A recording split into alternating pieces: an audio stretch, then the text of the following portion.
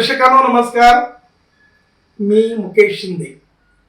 आज पुन्हा एकदा आपल्या बीएमएस न्यूज चॅनलमध्ये मी आपल्या सर्व प्रेक्षकांचं मनपूर्वक स्वागत करतो.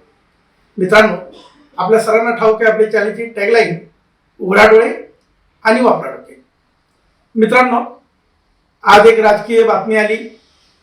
वंचित बहुजन आघाडी आणि राष्ट्रीय काँग्रेस पक्ष यांची मुंबई महानगरपालिकेसाठी आज युती जाहीर झाली आणि काँग्रेसच्या प्रदेशाध्यक्षानं आज काँग्रेसच्या स्थापना दिनी ही घोषणा केली. हा योगायोग आहे. मित्रांनो, आपल्याला पाहायला मिळतंय की सर्वच पक्ष ह्या स्थानिक स्वराज्य संस्थेच्या निवडणुकीमध्ये बेरजेचं राजकारण करू लागलेले आहे आणि समाधानकारक बाब आहे. कारण जो तळागाळातला गोरगरीब उपेक्षित जो कार्यकर्ता आहे, जो कार्यकर्ता वर्षानुवर्ष श्रम करतोय, मेहनत घेतोय, त्या कार्यकर्त्याला आता सत्तेचं पद मिळणार आहे. ह्या कार्यकर्त्यांचे जे वडील आहेत, घरातली मोठी मंडळी आहेत, यांनी अनेक वर्ष हे मोठे नेते मोठे करण्यामध्ये त्यांनी परिश्रम घालवले, परंतु ह्या घरामध्ये कधी सत्तेचं पद गेलं नाही. आणि महाराष्ट्रातली घराणेशाही, कौटुंबिकशाही आपल्याला सर्वांना माहीत आहे.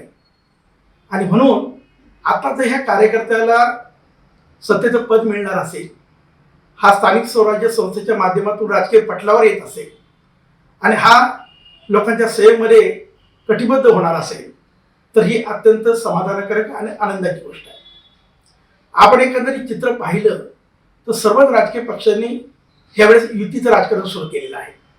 सर्वजण युती असेल, महाआघाडी असेल किंवा अनेक स्थानिक स्वराज्य संस्थेच्या आघाड्या असतील, हे सर्व आता कार्यकर्त्यांना निवडून येण्यासाठी प्रयत्न करतात. ही अत्यंत चांगली गोष्ट आहे. कार्यकर्त्यांची निवडणूक आहे तर कार्यकर्त्यांची युती झाली पाहिजे. कुठल्या पक्षाची सक्ती नको आहे. आणि म्हणून ह्या सर्व पक्षाच्या प्रमुख जे नेते आहेत त्यांचं मी आभार मानतो, त्यांचं अभिनंदन करतो.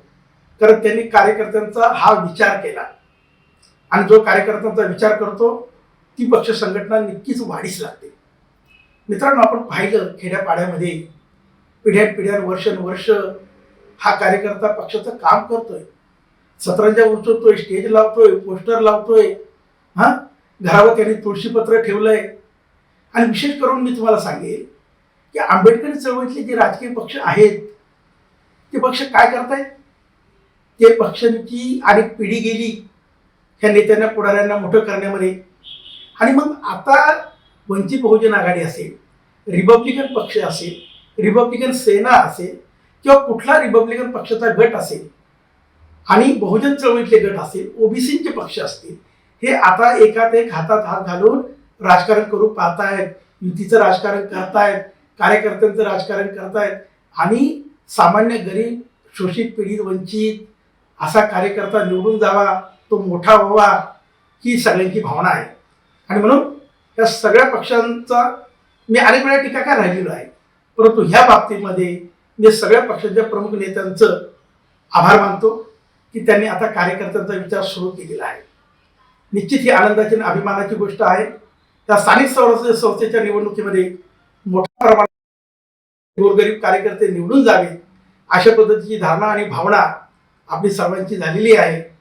मित्रांनो, राजकारण हे चांगल्या अर्थानं हे युवा पिढीने हातात घ्यावं, त्याच्यामध्ये आमूलाग्र असा बदल व्हावा, विचारांचा बदल व्हावा, त्याचं समाज प्रबोधन व्हावं आणि लोककल्याणकारी योजना त्यातनं निर्माण व्हाव्यात, राबवल्या जाव्यात अशी भावना आहे.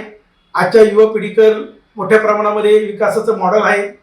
सबका विकास सबका साथ हे नुसतं बोलून चालत नाही. तर आजची युवा पिढी ही सक्षम आहे, सुशिक्षित आहे. मी त्या सर्वांना ह्या निमित्ताने शुभेच्छा देतो. आणि सर्व पक्षांनी जी कार्यकर्त्यांच्या बाबतीमध्ये तडजोडीची भूमिका घेतलेली आहे, ते आयडिओलॉजी बाजूला ठेवून कार्यकर्ता हा निवडून गेला पाहिजे, त्याच्यासाठी आपण तडजोडी केल्या पाहिजे, ही जी भूमिका आहे ही रास्त भूमिका आहे, ही चांगली भूमिका आहे. आणि म्हणून ह्या सर्व पक्षीय कार्यकर्त्यांना ह्या स्थानिक स्वराज्य संस्थेच्या निवडणुकीसाठी मी शुभेच्छा देतो. आणि वंचित बहुजन आघाडी आणि भारतीय राष्ट्रीय काँग्रेस यांची जी नैसर्गिक विचाराची युती झालेली आहे त्यांना निश्चितपणे मुंबईमध्ये राजकीय यश मिळेल.